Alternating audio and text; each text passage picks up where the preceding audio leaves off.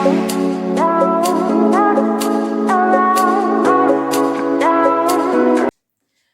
Students, welcome है आपका PCB club में और मैं हूँ सुमन मैम। तो हमारा टॉपिक था, क्या चल रहा था, हम लोग केमिस्ट्री पढ़ रहे थे 9th क्लास की एटम्स एंड मॉलिक्यूल्स के बारे में। तो काफ़ी इंटरेस्टिंग है हमारा एटम्स, मॉलिक्यूल्स, आयंस, ये सारी चीज़ें जो हम लोग ने काफ़ी चीज़ें हम लोग लास्ट वीडियो में कवर कर चुके हैं। आज हम लोग पढ़ेंगे केमिकल फार्मूला के बारे में। पहले तो हम ये जानेंगे कि what is chemical formula, chemical formula use किस लिए होता है, हमारे जो केमिस्ट्री में केमिकल फार्मूला का मतलब क्या है। ठीक, उसके बाद हम लोग ये सीखेंगे कि हम किसी भी कंपाउंड का जो केमिकल फार्मूला है वो कैसे बनाते हैं। तो केमिकल फार्मूला होता क्या है, जैसे हम सभी का एक नाम होता है वैसे ही कोई भी सब्सटेंस है तो उसको भी रिप्रेजेंट करने का एक नाम होता है जिसको हम लोग केमिकल फॉर्मूला बोलते हैं। जैसे आपका वाटर है, तो वाटर को आप पूरा वैसे तो रिप्रेजेंट नहीं कर सकते, लेकिन एक उसका नाम है, अगर वो लिखा है तो आप समझ जाएंगे कि हाँ ये वाटर के बारे में बात हो रही है। जैसे फॉर्मूला जैसे वाटर का है H2O, तो H2O देख के हम लोग पता कर लेते हैं कि हाँ ये वाटर की बात हो रही है।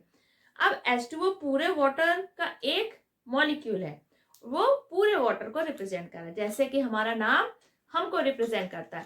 तो what is chemical formula? The chemical formula of a compound represents the composition of a molecule of the compound in terms of the symbols of the elements present in it. आपका जो chemical formula है वो किसी भी compound के एक molecule को represent करता है। अब कंपाउंड में तो क्या होंगे, बहुत सारे मॉलिक्यूल होंगे, सेम टाइप के ही मॉलिक्यूल होंगे। कोई भी कंपाउंड है तो वो मॉलिक्यूल से मिलकर बना और सारे मॉलिक्यूल्स क्या होते हैं, सेम टाइप के होते हैं। तो हम एक मॉलिक्यूल को जो रिप्रेजेंट करते हैं जिसमें हम एलिमेंट्स के सिंबल्स यूज करते हैं एटम्स के फॉर्म में, और आपके जो एटम्स है, कौन सा एटम है, कितने एटम्स हैं, तो ये हम रिप्रेजेंट करते हैं in a chemical formula. For example water. अब ये रहा हमारा वाटर का एक मॉलिक्यूल जिसमें हमें हाइड्रोजन और ऑक्सीजन दो एटम दिख रहे हैं, डिफरेंट डिफरेंट एलिमेंट्स के। हाइड्रोजन के कितने एटम है ये भी हमें शो हो रहा है, और ऑक्सीजन के कितने एटम है ये भी शो हो रहा है। तो ये है केमिकल फॉर्मूला जो कि हमें वाटर जो कंपाउंड है उसके एक मॉलिक्यूल के बारे में बताता है। यानी कि वाटर हमारा H2O मॉलिक्यूल से मिलके बना है। इसमें आपके जो एटम्स हैं कौन कौन से, हाइड्रोजन है, ऑक्सीजन है, हमें ये पता चल गया। कितने एटम है आपके हाइड्रोजन के, 2 है, और ऑक्सीजन का 1 है, ये पता चल गया। तो यानी कि केमिकल फॉर्मूला हमें किसी भी कंपाउंड के एक मॉलिक्यूल के बारे में बताता है। अब जो कंपाउंड है वो सेम टाइप के मॉलिक्यूल से ही मिलकर बना होता है। तो जो आपका केमिकल फॉर्मूला है ये आयनिक कंपाउंड्स और जो आपके सिंपल मॉलिक्यूलर कंपाउंड्स हैं दोनों को ही कैसे रिप्रेजेंट करता है। अब आयनिक कंपाउंड्स हमारे क्या होते हैं, आयन से मिलके बनते हैं, और जो सिंपल मॉलिक्यूलर कंपाउंड्स है वो आपके नॉन मेटल से मिलके बने हैं। अब जो आयन से अगर मिले हैं आयनिक कंपाउंड तो जाहिर सी बात है उसमें एक मेटल होगा और एक नॉन मेटल होगा। केमिकल फॉर्मूला बनाना है किसी आयनिक कंपाउंड का, तो हमें कौन कौन से पॉइंट्स हैं जो हमें रिमेंबर रखना है। अब हमारा आयनिक कंपाउंड होगा तो वो किससे मिलके बना होगा, आयन से, और आयंस में हमारे क्या होते हैं, एक पार्ट आपका मेटल होगा और सेकेंड पार्ट आपका नॉन मेटल होगा। आयनिक कंपाउंड में जो मॉलिक्यूल होगा आपका उसमें फर्स्ट पार्ट आपका मेटल होगा एंड जो आपका सेकेंड पार्ट है वो नॉन मेटल। जैसे आपका एग्जाम्पल हो गया सोडियम क्लोराइड। अब सोडियम क्या है, मेटल, क्लोरीन क्या है आपका नॉन मेटल। तो जब भी हम आयनिक कंपाउंड लिखेंगे तो जो आपका मेटल पार्ट होगा वो लेफ्ट साइड आएगा और जो आपका नॉन मेटल पार्ट होगा वो राइट साइड आएगा। तो जो मेटल है उसका जब हम नाम लिखेंगे तब हमें कोई चेंज नहीं करना, हम क्या लिखेंगे, सिंपल सा सोडियम। लेकिन जो हमारा नॉन मेटल पार्ट है, जैसे आपका क्लोरीन नॉन मेटल पार्ट है, इसके हमें एंड में क्या ऐड कर देना है, IDE, ये आपको ऐड करना है। तो आपका कंपाउंड का जो ये सोडियम क्लोराइड का नाम लिखेंगे, मॉलिक्यूल का क्या लिखेंगे, सोडियम क्लोराइड।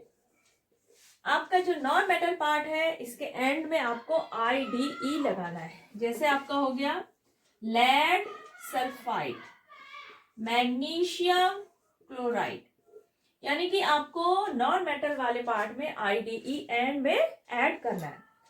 और आपका कोई भी मॉलिक्यूल है 2 एटम से मिलकर बना है तो इसको हम लोग क्या बोलेंगे, बाइनरी कंपाउंड।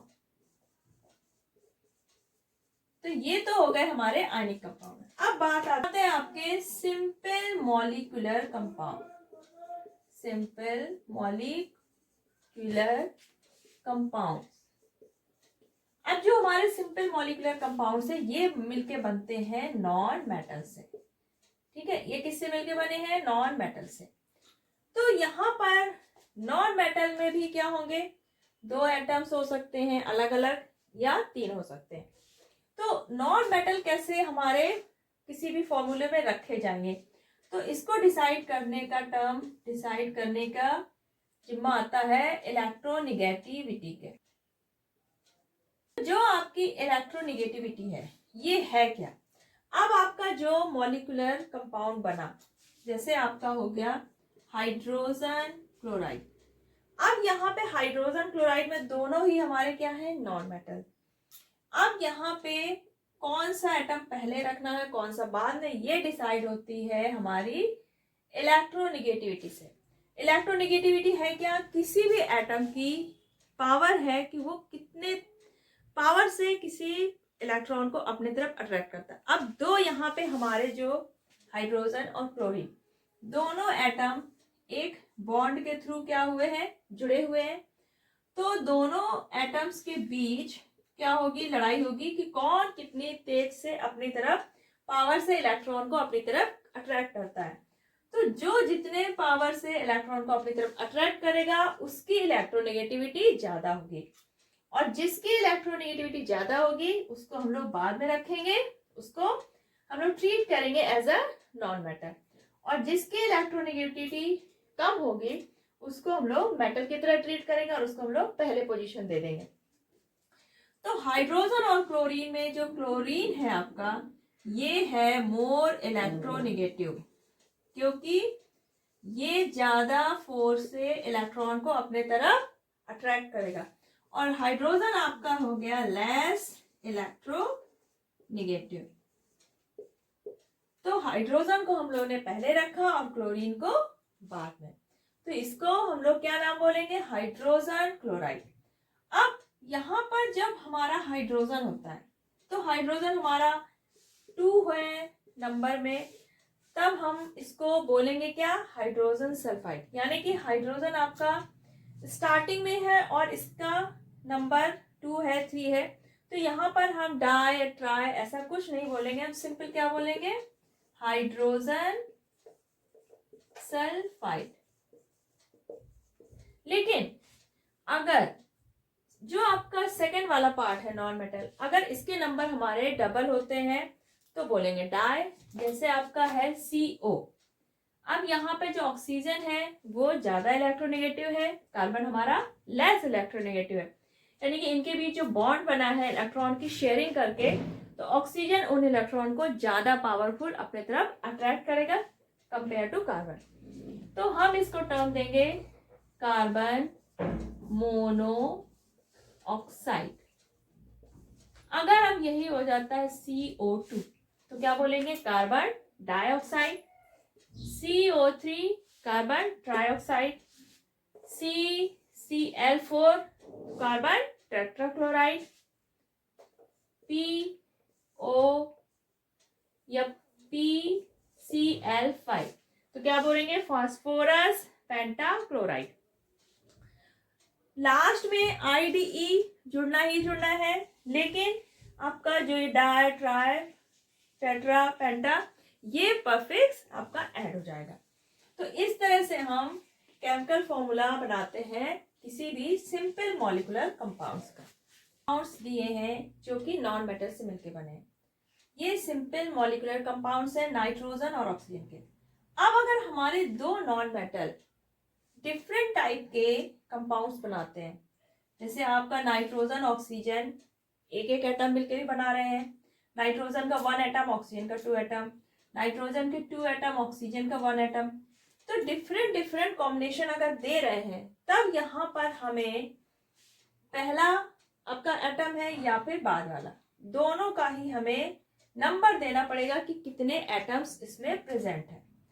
अगर कोई नॉन मेटल से मिलके बना है कंपाउंड और उसमें वो एक ही कंपाउंड देते हैं, जैसे आपका हाइड्रोजन क्लोरीन के साथ एक ही कंपाउंड देता है हाइड्रोजन क्लोराइड, तो यहाँ पर हमें कोई भी प्रीफिक्स लगाने की जरूरत नहीं है। हाइड्रोजन सल्फाइड एक ही कंपाउंड बनता है, तो हमने हाइड्रोजन आपके 2 एटम होने के बाद भी हमने डाई हाइड्रोजन नहीं लिखेंगे, हम सिंपल क्या बोलेंगे इसको, हाइड्रोजन सल्फाइड। लेकिन यहाँ पे जो नाइट्रोजन और ऑक्सीजन है, ये दोनों नॉन मेटल कई कॉम्बिनेशन प्रोवाइड करते हैं, तो हम यहाँ पर नाइट्रोजन और ऑक्सीजन दोनों के ही प्रीफिक्स रखेंगे। जैसे ये हो गया आपका नाइट्रोजन मोनोऑक्साइड, ये क्या हो गया आपका नाइट्रोजन डाइऑक्साइड, यहां पर क्या है N2O यानी कि die nitrogen oxide, die nitrogen monoxide भी लिख सकते हैं, ठीक है। यहाँ पे क्या हुआ, नाइट्रोजन के 2 एटम, ऑक्सीजन के 3, तो क्या लिखेंगे डाई नाइट्रोजन ट्राई ऑक्साइड। यहाँ पर आपके नाइट्रोजन के 2 एटम है एंड ऑक्सीजन के 4 एटम, तो क्या लिखेंगे हम लोग die nitrogen tetra oxide. Same इसी तरह से हो जाएगा डाई नाइट्रोजन पेंटा ऑक्साइड। तो अगर हमारे दो नॉन मेटल मिलकर डिफरेंट डिफरेंट कॉम्बिनेशन प्रोवाइड कर रहे हैं, तो हम यहाँ पर आपका पहला नॉन मेटल है या दूसरा, दोनों के ही जो नंबर्स है उसको शो करेंगे। लेकिन अगर हमारे नॉन मेटल सिर्फ एक ही कंपाउंड देते हैं, तब हमें वहां पर डाई या ट्राई लिखने की जरूरत नहीं है, एटलीस्ट फर्स्ट वाले में, ठीक है। अब आपके कुछ कंपाउंड्स हैं जिनको हम लोग साइंटिफिक नाम से जानते हैं, जैसे आपका H2O एंड NH3। यहाँ पर हम डाई हाइड्रोजन ऑक्साइड नहीं लिखेंगे, सिंपल हम इसको क्या बोलते हैं वाटर। NH3 यहाँ पर हम नाइट्रोजन ट्राईहाइड्राइड नहीं लिखेंगे, हम सिंपल क्या बोलेंगे इसको अमोनिया। तो ये है हमारे कुछ सिंपल मॉलिक्यूलर कंपाउंड। अब बात आती है केमिकल फॉर्मूला बनाने की। तो केमिकल फॉर्मूला बनाने से पहले आपको कुछ मेटल्स की, नॉन मेटल्स की वैलेंसी पता होना चाहिए, क्योंकि वैलेंसी ही है जो हमारे एटम्स के राइट साइड जब आप उसकी प्रीफिक्स ऐड करेंगे, सबस्क्रिप्ट लगाएंगे, तो वो उसकी वैलेंसी ही होती है। कुछ एलिमेंट्स हैं और उनकी वैलेंसी चलो हम लोग देखते हैं, क्योंकि हमें बनाना है केमिकल फॉर्मूला और हमें वहां पर वैलेंसीज पता होने चाहिए। तो ये आपके कुछ मेटल्स हैं and these are some non metals. Lithium, sodium, potassium, silver, इन सभी की वैलेंसी होती है +1। कॉपर एंड मर्क्यूरी, इनकी वैलेंसी 1 एंड 2, ये सारी पॉजिटिव वैलेंसीज है। मैग्नीशियम, कैल्शियम, इनकी +2, जिंक आपका +2, आयरन की आपकी 2 भी हो सकती है एंड 3 भी, एल्यूमिनियम की आपकी +3, हाइड्रोजन, फ्लोरीन, क्लोरीन, ब्रोमीन, ठीक। तो ये वैलेंसीज आपको लर्न करनी है। अब हम लोग बनाएंगे केमिकल फॉर्मूला। अगर आपको हाइड्रोजन सल्फाइड का केमिकल फॉर्मूला बनाना है तो हमें क्या करना होगा, तो फर्स्ट स्टेप आपका क्या है कि आपको लिखना होगा दोनों ही जो एटम्स हैं, एलिमेंट्स हैं, इनके क्या लिखने होंगे सिंबल। तो सबसे पहले हम क्या लिखेंगे सिंबल्स। हाइड्रोजन का सिंबल है H, सल्फर का S। सबसे पहला स्टेप हमारा कंप्लीट हो गया। सेकेंड स्टेप में हमें लिखनी है वैलेंसी। हमें पता है हाइड्रोजन की वैलेंसी 1 एंड सल्फर की 2। फर्स्ट स्टेप में आपको जो भी एलिमेंट्स दिए हैं, कंपाउंड्स के जो एलिमेंट्स हैं, उनका आपको सिंबल लिखना है जिससे हम उसको रिप्रेजेंट करते हैं। सेकेंड स्टेप में आपको उनकी वैलेंसीज लिखनी है। ठीक, हाइड्रोजन का सिंबल, हाइड्रोजन का H हो गया, सल्फाइड सल्फर यानी कि S हो गया। हाइड्रोजन की वैलेंसी 1 हो गई और सल्फर की 2। अब हमें इन वैलेंसीज को क्या करना है, क्रॉस ओवर, यानी कि हाइड्रोजन की वैलेंसी को हमें ले जाना है सल्फर के पास और सल्फर की वैलेंसी को ले जाना है हाइड्रोजन के पास। अब जो सल्फर की वैलेंसी होगी वो हमें हाइड्रोजन के सबस्क्रिप्ट में रखनी होगी, यानी कि H का सबस्क्रिप्ट में लगाया राइट साइड 2, और जो हाइड्रोजन की वैलेंसी है वो हमें सल्फर के सबस्क्रिप्ट में लगा देना। अब यहाँ पे 1 हम सबस्क्रिप्ट के फॉर्म में नहीं रखेंगे तो हमारा फॉर्मूला क्या आ जाएगा, H2S। That simple. बनाएंगे कार्बन डाइऑक्साइड की, कार्बन डाइऑक्साइड। अब हमें जो नाम है इससे हमें पता चल रहा है कि इसमें हमारा कार्बन है और ऑक्सीजन है, तो हमें सिंबल लिखना होगा कार्बन का एंड ऑक्सीजन का। दोनों की वैलेंसी लिखनी होगी, कार्बन की होती है आपकी 4, ऑक्सीजन की 2। इसके बाद हमें थर्ड स्टेप में क्या करना है, वैलेंसीज को क्रॉस ओवर करना है।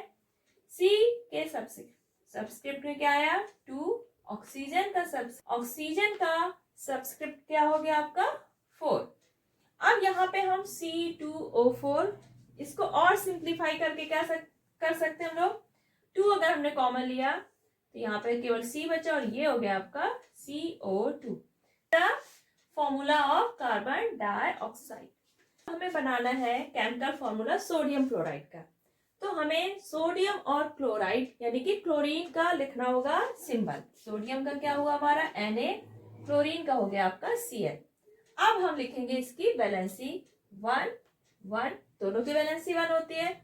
वैलेंसी हमारी क्रॉस ओवर हुई, सोडियम के नीचे 1, क्लोरीन के नीचे 1, लेकिन हम 1 शो नहीं करते, हम सिंपली क्या लिखेंगे NaC। इसी तरह आपका हाइड्रोजन क्लोराइड,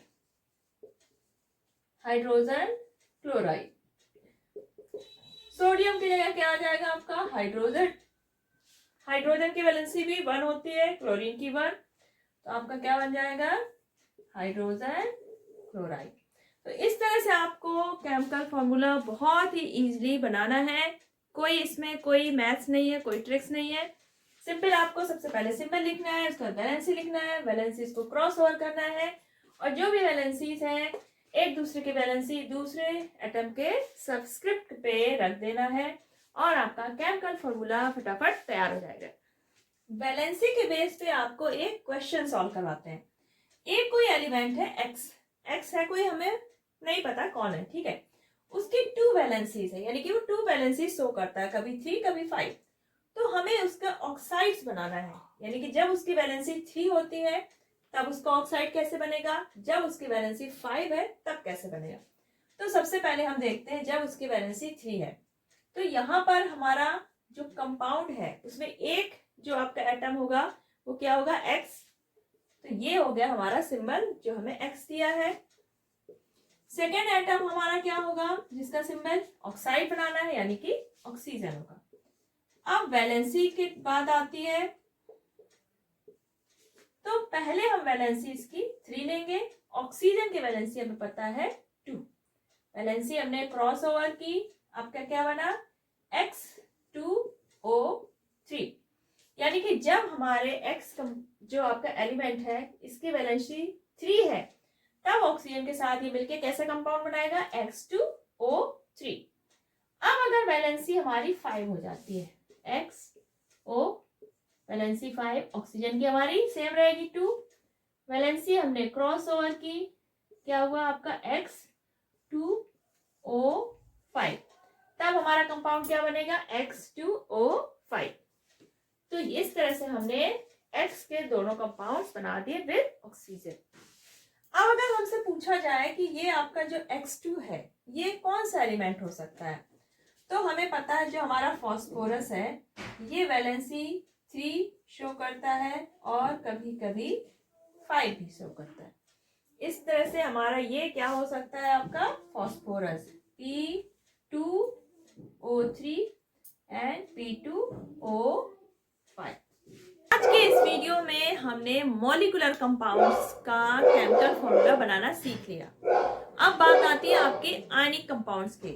आयनिक कंपाउंड्स का केमिकल फॉर्मूला कैसे बनेगा, तो उसके लिए आपको आयंस की वैलेंसीज पता होना चाहिए। तो आज का वीडियो ज़्यादा लेंदी हो रहा और आयनिक कंपाउंड्स के बारे में उनके वैलेंसीज पता करनी होगी। उसके बाद हम लोग उसका केमिकल फॉर्मूला बनाएंगे, तो ये हम लोग लास्ट वीडियो में कवर करेंगे। आज आपको मॉलिक्यूलर कंपाउंड्स के जितने केमिकल फॉर्मूला है आपको बना बना के प्रैक्टिस करनी है। अगर कोई प्रॉब्लम है तो कमेंट सेक्शन में लिखिए। और अगर आज का वीडियो आपको पसंद आया है, फ्रूटफुल हुआ लगा है, तो वीडियो को ज़्यादा से ज़्यादा शेयर करिए, लाइक करिए। और नेक्स्ट वीडियो आने तक अपना ख्याल रखिए। चलिए फिर मिलते हैं नेक्स्ट वीडियो में। Bye bye, take care.